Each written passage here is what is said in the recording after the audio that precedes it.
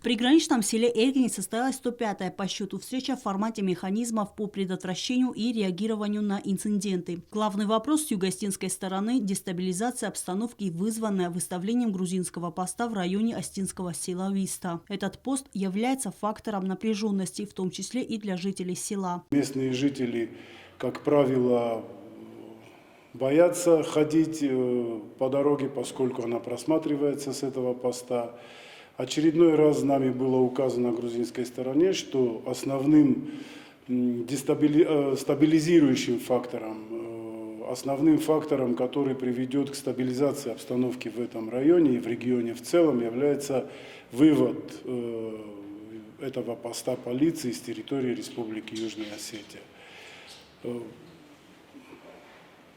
Грузинская сторона на эти вопросы отвечает вскользь, утверждая, что эти полицейские никому не угрожают, но нами было приведено в том числе и географическое положение этого поста, когда до юго-остинского селения Ацналис не более 300 метров, а до грузинского села Чурчана более 3 километров.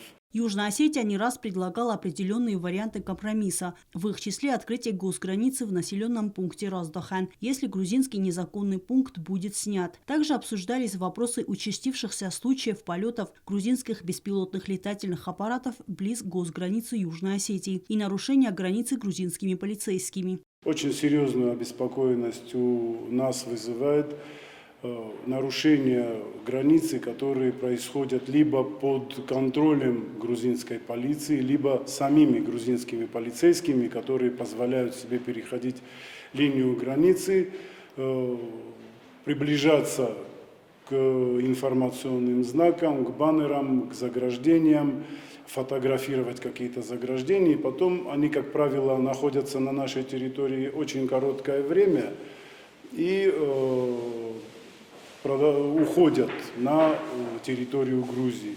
Об этих данных мы тоже указали грузинской стороне. Следующая встреча в рамках МПРИ намечена на 12 апреля.